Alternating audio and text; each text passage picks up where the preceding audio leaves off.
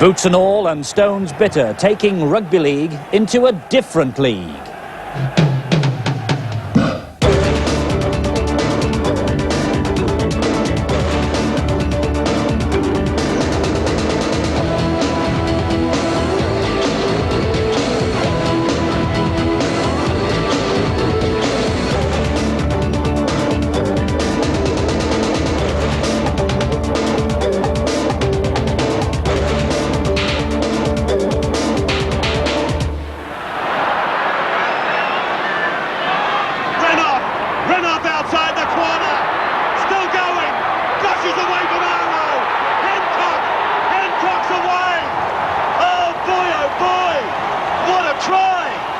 The best rugby league programme ever to hit your screens returns with action from both sides of the world. British Rugby League's in Geordieland, but just why did the authorities take the Charity Shield to the northeast? Also tonight, the chance to see the big league stars as you've never seen them before. But first, the big game of the weekend, the CIS Insurance Charity Shield, Wigan against St Helens. The start of the season is right here, right now.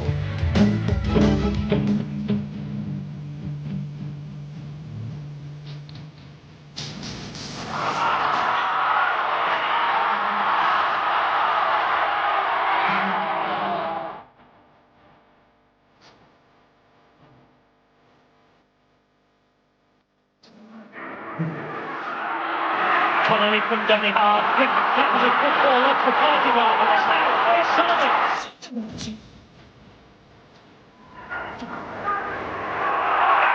This fella really doesn't know what taking a backward step means.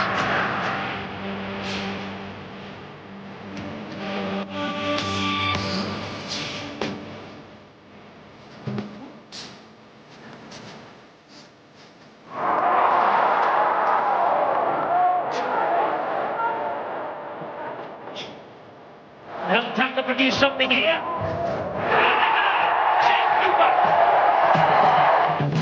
Safe position against Sullivan. Anthony Sullivan. Shane Cooper punching the air with delight.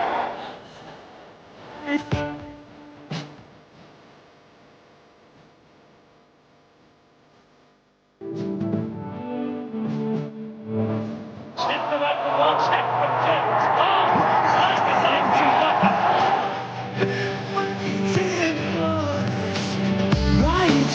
Right now, there is no other place.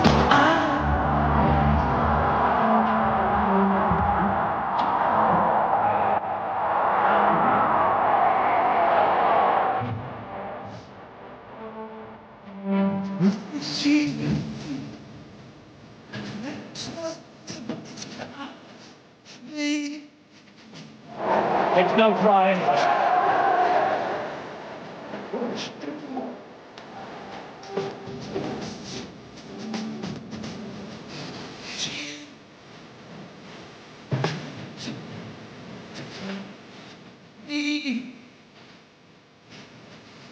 Yeah, it's great to be back at the start of a new season for Boots and all, and of course, rugby league these days just wouldn't be the same without the lad himself. Mike Stevenson's here, and so players, officials and referees had all better duck for cover. Also tonight, the man who led Great Britain's midweek side on their undefeated tour of Australia's with us. Derek Fox, of course, currently of Featherstone Rovers, but anxious to get back to the big league.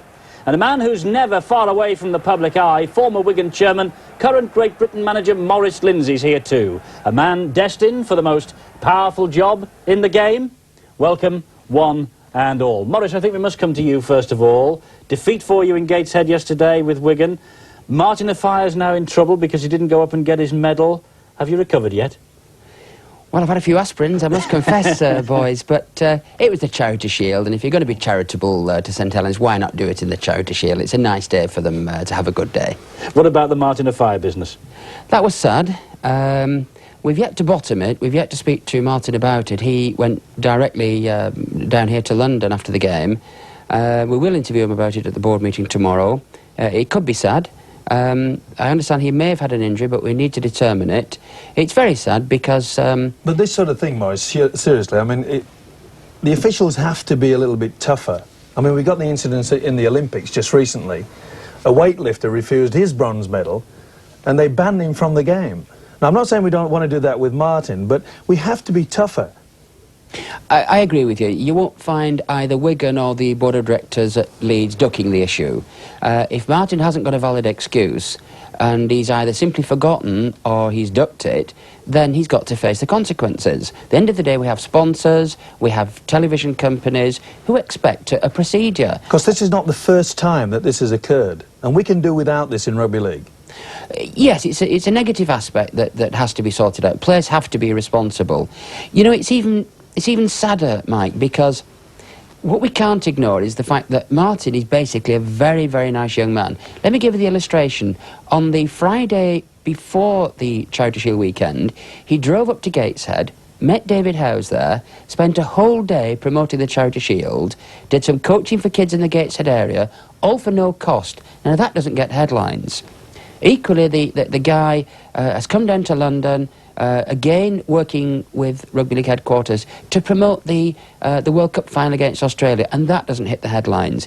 He's got a terrific attitude to the game and its promotion, but he may well have made a mistake. If he has, then he'll have to face the consequences. 7,000 people were certainly disappointed that Martin didn't go up for his medal, but the Rugby League did head north yesterday, as you've heard, to the Gateshead International Stadium for that annual curtain raiser to the new season, the Charity Shield. But why go to an area where soccer really is king? This was the other side of the Gateshead day, local amateurs enjoying their opportunity to play in front of a big crowd. The Rugby League are about to appoint a full-time development officer in the Gateshead area, with the final aim a controversial one, a professional team based in Gateshead in 3 years' time, the sport's centenary season. I think that's realistic. You know, another, say, 3 years of constant building through the development scheme, which gets underway, as I say, with a full-time officer. And it would be very nice, wouldn't it, to establish a professional club in this part of the North East. The sports-loving public here love all sport, and there is a place for rugby league, without any doubt. And here, probably at this splendid stadium, too. But words of caution come from the Scarborough Pirates, the club that died this summer. Their old chairman, Geoffrey Richmond, was umpiring a local cricket match this weekend, but he won't agree his league side should have been given out. A little bit of help, and we could have been saved. I had a face-to-face meeting with David Oxley only 5 days before the club went into liquidation, and at the end of that meeting, David and I had shaken hands. The club had been saved on a financial basis because we were going to be given I had asked for, and David had said, subject to the board's approval, that the monies that the club would receive over the next 12 months from rugby league, from TV, from sponsorship, etc., would be paid as one sum. Unhappily, David, the following day, had to go away on holiday. It was left to Bob Ashby, the chairman, and Bob Ashby rang me the next morning and said, well, he didn't really want to know. And 5 days later we went. There were local youngsters on show in Gateshead, but how strong is rugby league in the area? Still struggling at the moment up here. With shortage of players is our main problem. We're doing well. The Gateshead side has done very well. Like the previous season, we moved up to a harder league and survived in that season.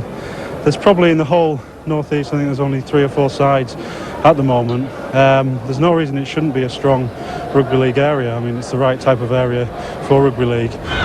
But if Gateshead are to make it, Geoffrey Richmond says they need more help than he had. I think I would, before accepting membership of the Rugby League, get certain commitments from the Rugby League, commitments that they weren't prepared to give us but which they may give to the next one, certainly regarding development status. Certainly, I think during the first 6 months, 12 months of the club's life, the Rugby League must put an arm around the shoulders of the new club and not just leave them in the way that they left us. There's some strong comments there, weren't there, from Geoffrey Richmond, formerly with Scarborough Pirates. It's obviously one for Maurice Lindsay. Maurice, is he right? Did the league desert Scarborough? Did they leave them out in the cold? No, I think Geoffrey's certainly been very unfair to Bob Ashby, and I think he's not explaining the total picture. The truth of the matter is that when Geoffrey Richmond wanted to bring Scarborough into the league, he came to the council. He was urged by almost half the council not to carry on with the application. People were worried that there just isn't a big enough community or population in the Scarborough area ever to justify the existence of a soccer club and a rugby league club. But the fact of the matter is, Maurice, that a rugby league club came into existence. 12 months later, it's out of existence. And from a publicity point of view, a public image point of view, for the game, that's disastrous. It's sad, perhaps, that we allow the enthusiasm of someone as enthusiastic as Geoffrey to continue with the application. We supported Geoffrey because the strength of the man himself. He's a very wealthy man, he's got a track record second to none in business, and we supported him. Unfortunately, he couldn't bring success to bear. I mean, it was, I think it was Christmas of the first year when he resigned his own position as chairman of the board of the rugby club, so that he hadn't given it very long himself. And unfortunately, he took on a very difficult task to develop a rugby league club in an area that was basically perhaps a seaside resort, not the ideal bedrock for planting a route for rugby league, but we supported him, and it hasn't worked. I don't think rugby league should be ashamed of that. And as for the particular issue with Bob Ashby, I think that should be explained. Obviously, I wasn't party to the discussion between David Oxley and Geoffrey. David assures me that he said to Geoffrey he would try and get him some financial help. But there's more than Scarborough needs financial help. I can give you a dozen clubs in the lower region that needs financial help. I think of one or two at the top that need financial help. Not thinking of Wigan, are you? Well, maybe you can ask me that later. But the truth is that the sums that come through from the television fees from the sponsors are distributed to the clubs, but over a period. All that cash is not held in rugby league coffers with the ability to spend it overnight.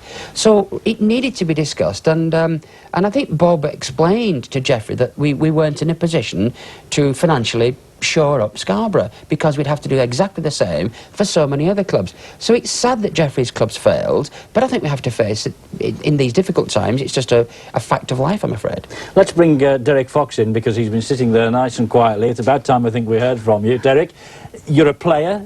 Obviously you want, like everybody else, the game to expand. Where would you see the game perhaps expanding in this country? I think if we could expand the game more to the southern areas, perhaps not so far down south as London, but if they expand to the Midlands, the Charity Shield is a fantastic game for the public to see. It is a charity game, so if people can see it as that sort of a game and a publicity stunt for the Rugby League, the Australians do it by pushing it to the Western Australia. So if we could do it as and show the people from the outside saying, this is Rugby League and this is what it has to offer, I'm sure that somebody's going to pick up on it one day and say, right, let's expand it just that bit further from the northern regions. Yeah, not a bad idea. Steve-o, I think that perhaps the Charity Shield should have been at Scarborough 12 months ago, and perhaps then the interest might have been generated to keep the club going a bit longer. Well, it would have been generated, it would have been a great idea, but getting back to what Maurice was saying, the fact is that all leagues in any sport should have a criteria for bringing in any new club into it. They have it in Australia, and we should have it set down in black and white. If you don't have junior development, if you don't have so many teams, it's a waste of time bringing it in, and we've been embarrassed by it. Both sections have been embarrassed, the game, officials from both the club and Chapeltown Road. Well, Gateshead will have a new development officer in the weeks and months ahead. Now then, coming up after the break, the new Boots and All service, highlights from all the weekend's big games. Tonight, how the holders of the Yorkshire Cup fell at the first hurdle, and another new feature, who's the Boots and All mystery man? Not Steve-o. Can you identify this current player?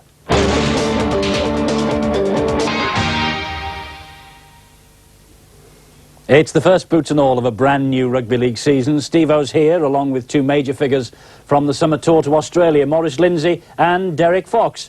And if the players need any inspiration at all to perform well this winter, they'll surely take it from the British Lions' efforts down under.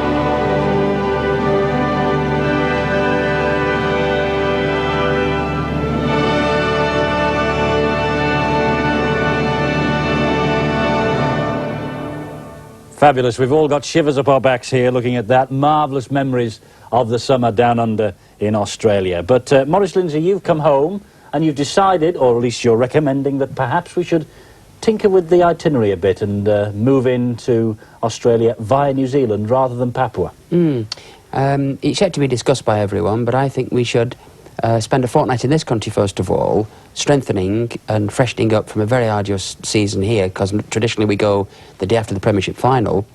Then I think instead of going to Papua New Guinea and straight to Queensland, we should go to New Zealand and play a test series against them, toughen up and then straight into Australia. I think when you leave the terrific climate and excitement of Australia and go to New Zealand, it's a bit of an anticlimax for the boys. You step off an aeroplane, usually from Brisbane where it's sun and fruit, and you get into Auckland, it's grey and it's raining and it's a bit drizzly, and Derek will tell you you're training in mud, and it's a bit hard for the boys to motivate themselves as well as they would like to. So I'd like to see some thought given to changing it around. Well, Papua New Guinea, of course, just recently anyway, has been the traditional first port of call into Australia. Derek, we hear all sorts of stories about this place. Now, as a player, what do you think as you go from fairly soft grounds here in spring to, what, bone-hard pitches, is that right? That's right. The pitches are really hard. I think Dave Fever and David Graham will tell you that they treat more for blisters and cut knees, because everything has to be sterilised thoroughly through blisters, anything. They really have to be intense on the treatment. And it is the climate, plus the fact it builds camaraderie out there as well. Yeah. Because there's nothing you can do apart from train and sit around in the hotel, because that's what the part of the tour is. As soon as you arrive there, you're all different players, you come from different clubs, but once you get that camaraderie together, you become a team and you become to know each other, you know each other's bad habits. And then when you leave there and arrive in Australia, you are a unit and you're ready for the challenge ahead. Is it true that in Papua New Guinea, what I've heard just very briefly, that you don't stray off the main roads, just in case, because it's so dangerous? That's right. We were told as we were out there, if you ever go out, you must go out in no less a group than 4 or 5, because if you go out as a single person, you would not come back on a night. But, Bring them back alive. That's right. OK, now to the highlights of yesterday's top matches here in this country, starting with the defeat of the holders of the Yorkshire Cup. Bradford Northern got revenge for their defeat in the Yorkshire Cup final last year with a fine display at Castleford. The first try, though, had an element of controversy about it. Bree McKennie in, but did he actually get the ball down properly? Next, the brand of football that gives Cass fans hopes for the future. It was a sweet move. Mike Ford finding Richie Blackmore. Fellow Kiwi Taweri Nikau arrived at just the right time, and his pass produced the opening for Simon Middleton. All square at half-time, 6 points all. Bradford recaptured the lead in the second period. The ball swept out wide to Paul Medley. He cruised in, and David Hobbs added the conversion for a scoreline of 12 points to 6 in Northern's favour. Mike Ford did reduce the arrears with Castleford's second try, but in the 63rd minute, the touchdown that sealed Castleford's fate. Kebby on the end of that raking pass. Northern home and dry.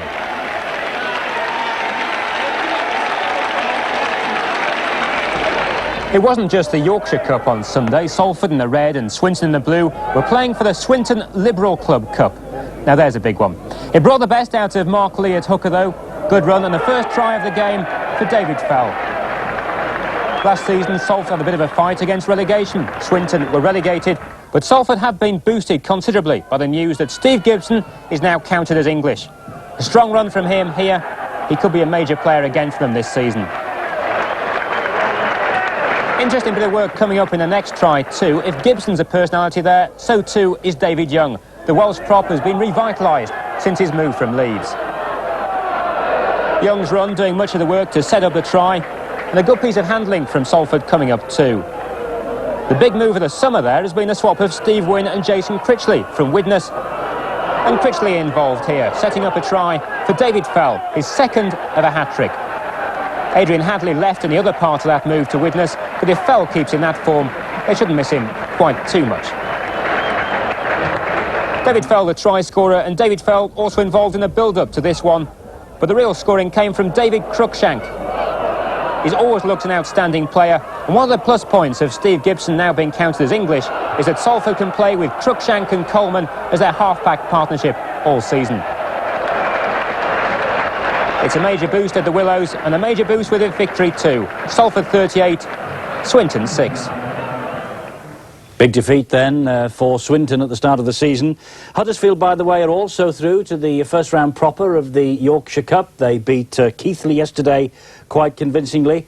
But I rather fancy, Steve-O, that one man who won't be shedding any crocodile tears about going out of the Yorkshire Cup, Darrell van der Velde. He's not really been in love with the competition, even though they've won it so regularly under him. Well, he may not be a fan, but I'm not so sure that the players will have the same opinion. It's good winning bonuses can come with a Yorkshire Cup run and a Lancashire Cup run. It's OK, he may be happy by it, but I'm sure he would have liked to have gone into the start of the season with a win under his belt. Yeah, it's not a bad point, is it? But I just wonder, Derek, you know, you're a Yorkshireman through and through.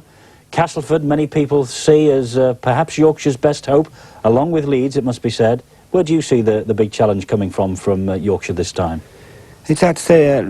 Leeds have done some good buying this summer. They've got Andy Gregory and Gary Mercer from Warrington, so they are going to be strong in the midfield area. So I would have to say Leeds at the moment. Everybody else seems to be struggling with signing because there isn't the cash about available in the game today. So Leeds have they've bought wisely this time, and all good stuff to them. I hope they come through and do the business for Yorkshire. You really do get the feeling, don't you, that we're on the verge of a new season. It's tremendous, isn't it?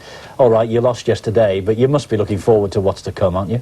Oh, terrific. I agree with Derek. I think Leeds will be effective this year. But I think Castleford will pip them.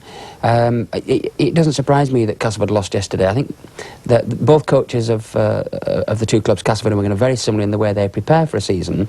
And I know that Darrell will have had his boys in the gym doing all the heavy weight work in the same way that John Money's had Bob Lanigan preparing the Wigan boys, and they're actually not ready for running about on our fast summer That's not turf. an excuse for the loss at Gateshead, would it be, Morris? Well, as you know, Steve-O, we're supposed to be going skint, so we didn't want to pay the winning bonus, did we? Oh, dear. No, I honestly do we'll get the believe handkerchiefs that, out for you, Morris. I honestly do believe that Darrell is preparing his boys for a long season, and I think if they went into blitz form yesterday, that they'd pay the penalty along the way. I think he's a very good coach. I know that John Money's a very good coach. I think they've got it right. Right, one of the features of the summer, the tour apart, of course, has been the number of top clubs who have bought and sold their scrum halves.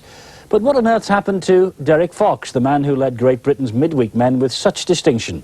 We shall be finding out next.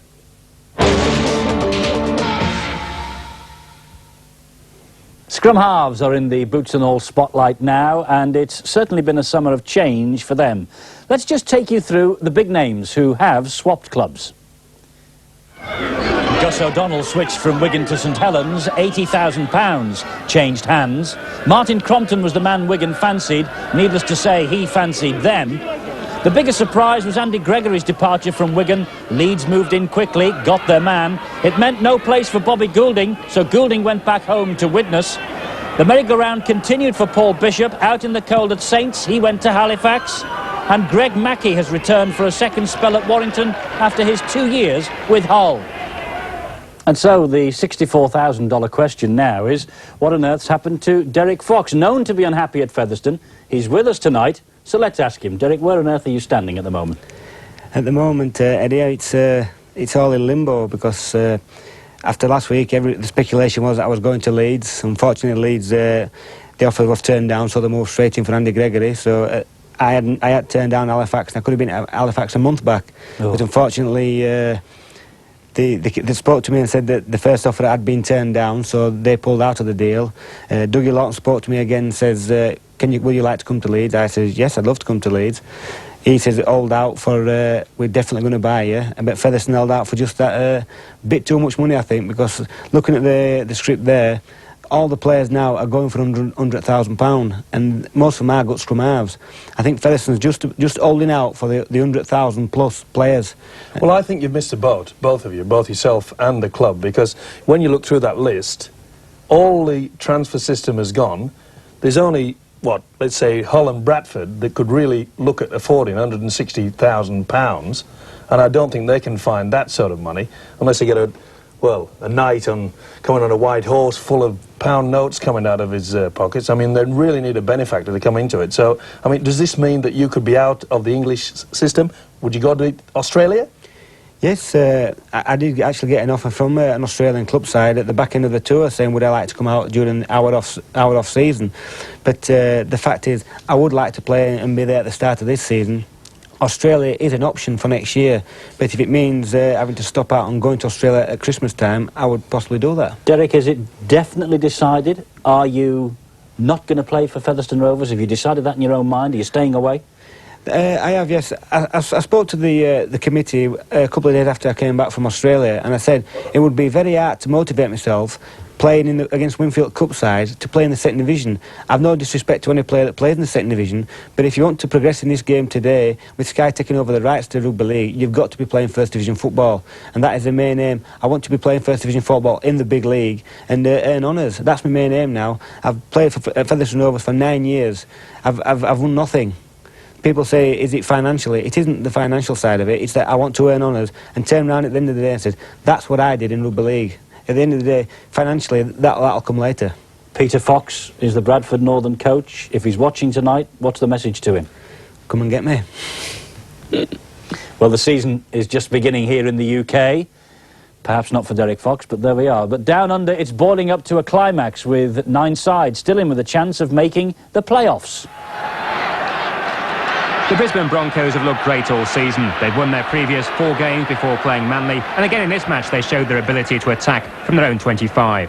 Manly desperately needing a win to stay in touch with the top 5 and go for the playoffs, but it was Brisbane who led at half-time.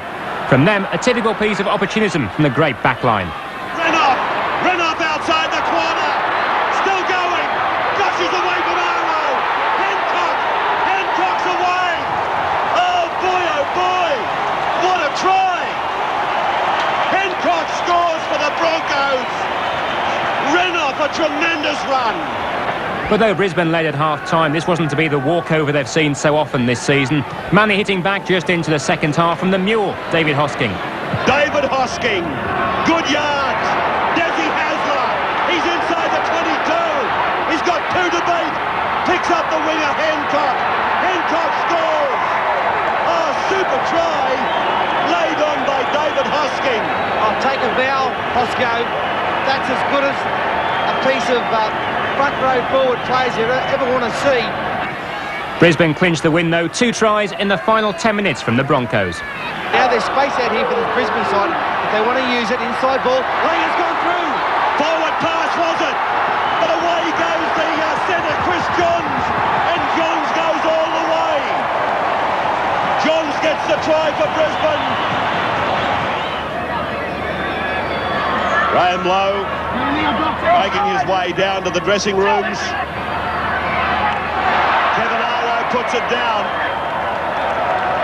Scrum will go down 10 metres away from the Manly line. He had a look there, Kevin Iro. Defence coming up reasonably quickly. Steve Renouf put some pressure on. He's taken his eye off the ball. In fact, it was the number 4, Chris Johns, coming up. Renouf was the man trying to tow it through after the ball had gone to ground. By the same token, Paul Vorton, I think Manly has shown enough tonight to show cause why Brisbane would want them out of the 5. No doubt about that as Langer throws the ball here, looking for a kick, looking for Hancock out in the wing and finds him. That's a try. That's a try for Michael Hancock. Daryl Williams wants to dispute it. Illawarra and Penrith was another battle for top 5 places, but Illawarra looked by far the better side and virtually clinched the game in the first half. Neil. Play almost on the halfway mark as they use the blind. Russell to McGregor, away to Wishart. Wishart to the quarter-way line. Michael Neal miraculously takes the pass, and Rodwell goes in to score. Beautiful piece of play. Izza. Metten pulled down by Clark and Dunn. Waddell. Goes the cheer from the crowd now for the Steelers. The smell of another try coming around as Neal makes the overlap. Riolo goes for the corner and for mine gets it down. Oh, that's a lovely try. Well, Ray Warren thought it was a try straight away, but the action replay shows it was pretty close. Decision, remember, if the ball touches the line, then it's a try. And this game really sent the Steelers' way by this one moment of refereeing decision.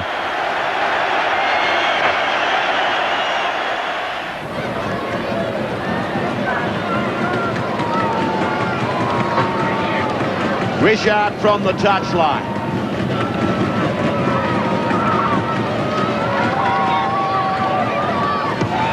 In flight, looking good. Touch judges, don't move.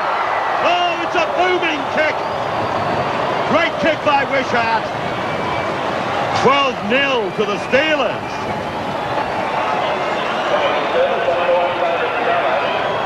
Neil, cross. Penalty to Illawarra.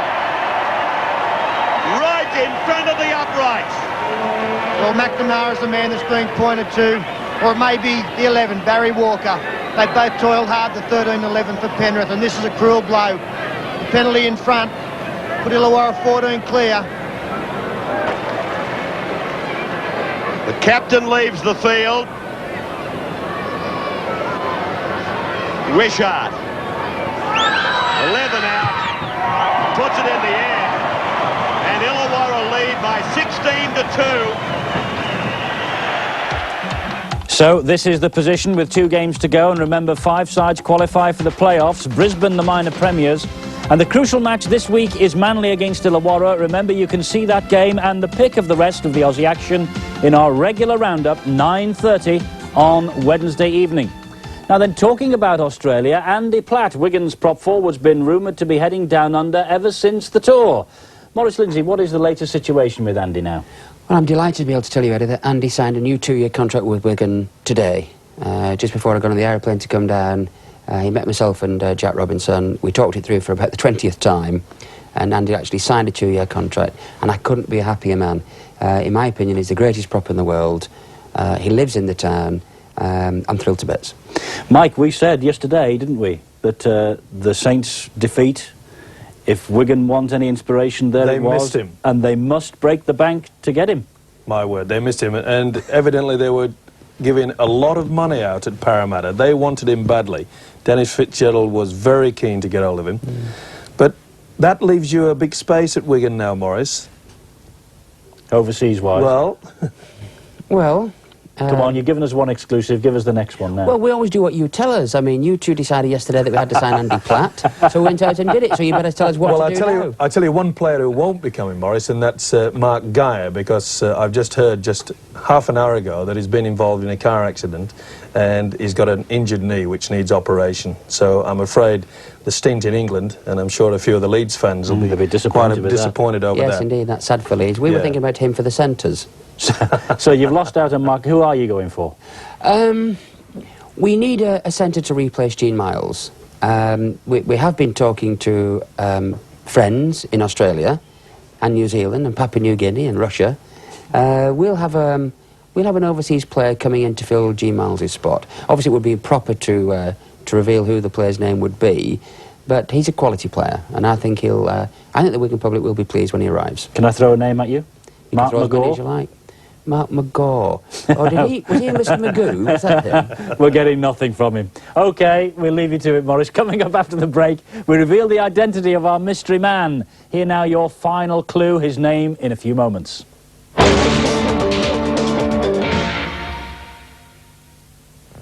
A new feature on Boots and All this season will be our mystery player. Here now, the identity of the man who's been popping up throughout the first programme. To Kevin James, can he make it to the line? No, good cover tackle from Shaun Edwards. And he even comes up with the ball, does that Wigan youngster. Confidence there of an 18-year-old.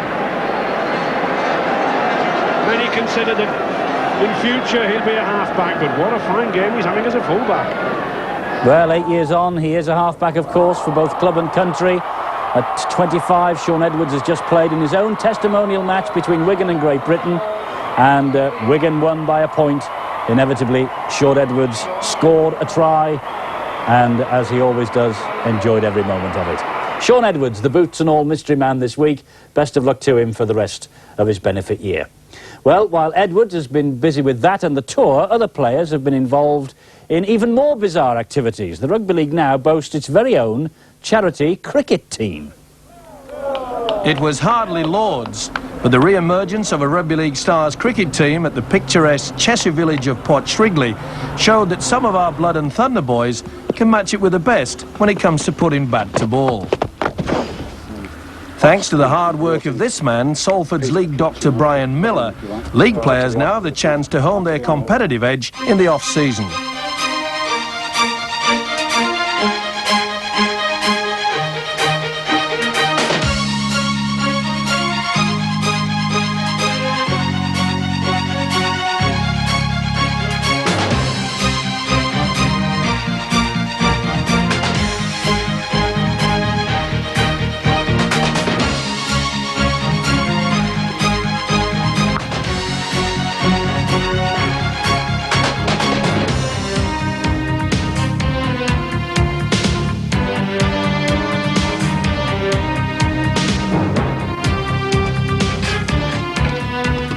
With the select Cheshire side being contained to just 203, partly through the fielding ability of Steve Gibson, the league boys appear to have a sniff of victory and a future. We want to extend it even further and really put some kind of constitution on a footing in order that we can spread our wings a little and look towards doing some work for charity next year. For Steve Kerry, once a record point scorer for Salford, finding a full length proved as difficult as finding a new club.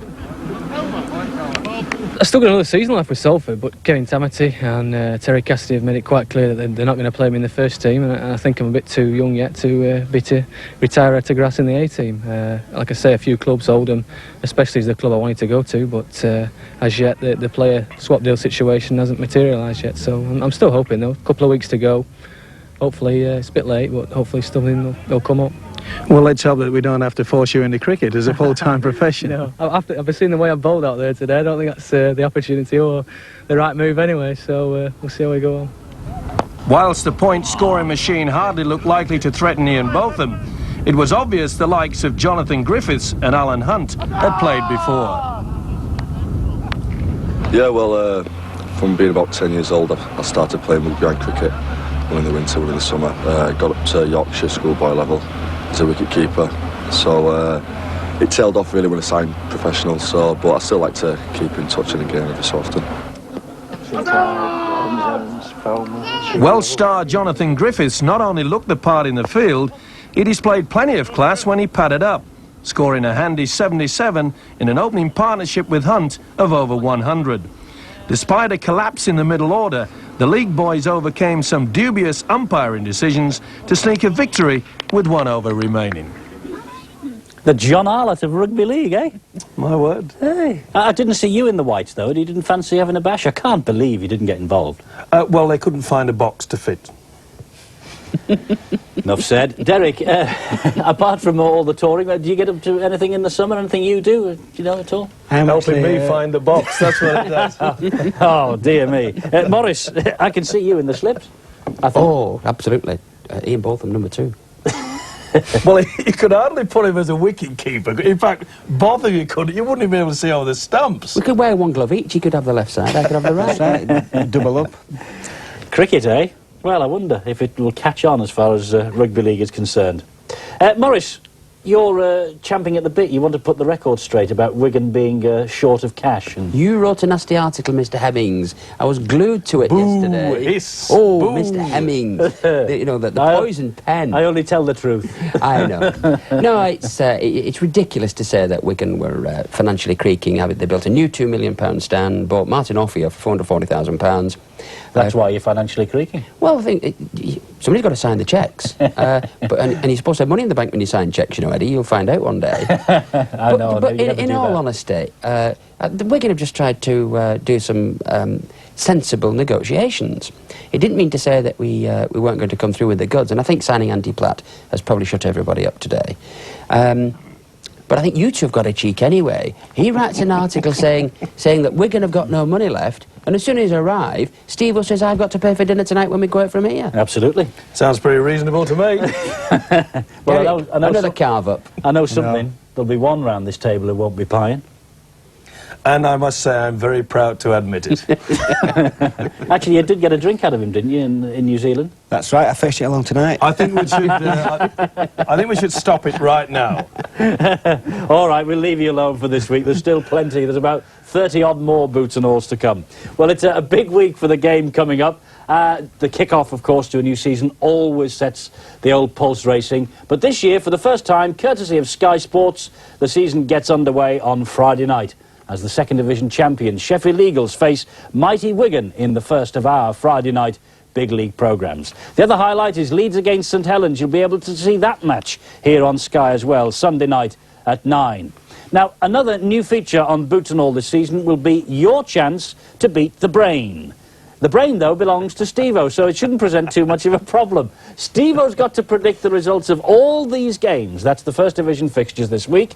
If you can beat him, you stand the chance to win an autographed Great Britain shirt. OK, Steve-O, it's all yours. Who are you tipping? Well, I'm going mad this week. I'm going to go for 6 away wins, no less. Wigan, Bradford, St Helens, Warrington, Salford, the only home team to win, Halifax and Castleford. Bit of Yorkshire bias there. I think there is. And 6 aways? You cannot be serious, as someone once said. I am always serious. I see it and call it that way, and that's what I see it. 6 aways. All right, well, if you think it'll be 6 homes, there's the prize. It's the Great Britain jersey, of course, from the Australian tour, and on the back, if you can see it, autographs. Autographs of every player. There they are. Every player who went on tour. It can be yours. I think we ought to give you the address to tell you where to send your entries. You must have them in, don't forget, by... Well, it's got to be first post on Friday, OK? First post Friday. Let's have a look now at the address. Here it is. Sky Sports. Put Beat Steve-O on the envelope or on your card. Sky Sports, P.O. Box 6, Isleworth, Middlesex, TW7 5QQ. 6 aways, gentlemen. Has he got a chance? I think the shirt will be going, won't it? He's no idea. He's tipped Wigan, I suppose he's got some idea. But no, I think Widnes will beat Castleford. I think Phil Larder will start off with a big win. Oh, well, there you are. That's 1 down then, right away. They do say, Derek, he couldn't tip rubbish. That's right, and he's well known in Dewsbury for not being very handy. So. Actually, there's a few people out there who I'm sure would love to beat Steve-O in a different manner, I can tell you. There's about 4,000 Wiganers underneath our commentary position yesterday. And John Money wasn't impressed either, I'm told, with what we were saying about... Oh, no, you've upset John. All I can say is we've got off to a great start.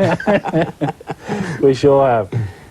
So it's just about the end of another show. Indeed, the very first show. Hope you've enjoyed the first Boots and All of the season, and you'll make a date to join us at 10 o'clock every Monday night from here on in. Special thanks, of course, must go to Maurice Lindsay and to Derek Fox for journeying down to be with us tonight. Been a great start for us, gentlemen. Thank you very much for coming down. Derek, hope you get settled and fixed up with the club very soon. Peter Fox, if you're listening and watching, the man wants to join you. Maurice, best of luck for the season. Thanks, Eddie. You're the people that everybody has got to beat. It's nice to be there. You expect it hard, and it's going to be there hard, I'll tell you, for the rest of the season. Steve-O and I will be back next Monday, along with Gary Schofield. We'll leave you with a look at what great treats we've got coming up for you this week.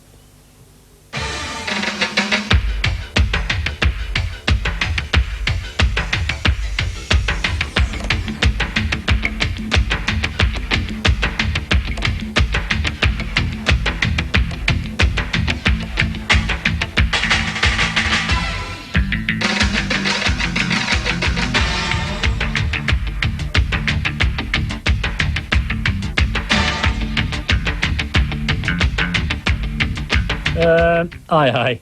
What's with the glasses, then? You said I needed them. No, I didn't say you needed them. Some of the supporters merely suggested that perhaps... Either way, I've got them for Friday night for the big blast-off of Big League. It'll be exciting stuff. You can say that again. What? Exciting stuff? No, fiery, fast, frenetic, fabulous, flowing football. You forgot Friday. Friday. You forgot 7 o'clock. Oh, 7. Is that really you, Eddie? Boots and All and Stones Bitter.